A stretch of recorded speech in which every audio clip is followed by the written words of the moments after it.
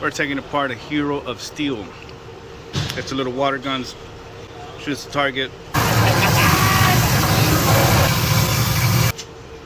And over here, right, in order to take out the main computer, we're gonna have to take out these screws. Then you see where it's screwed up here.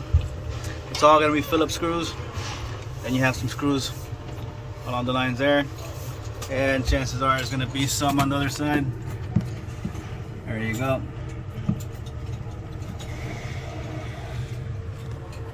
So this one comes off first. Then you see the plexi right there. And let's get to it. Okay, to take out the CPU, those two screws that are right there, take them off, lifts it up. You got two more over here on this side.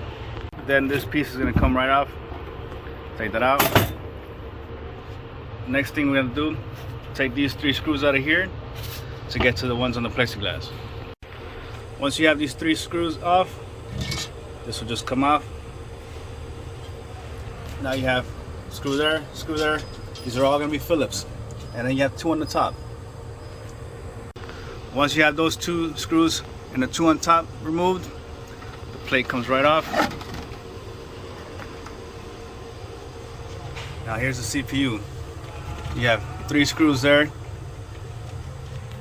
and another three screws on the other side. Nothing on the bottom. That's where it sits. Before you go any further, remove all these plugs.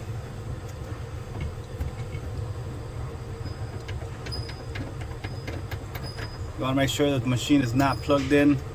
Unplug everything. You could always mark the cables in case you don't remember where they go, or you forget, take a picture of it, help you remember where everything goes.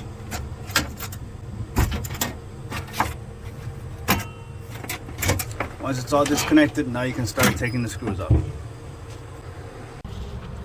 Alright, now when you're taking these screws off, you want to leave one on the left.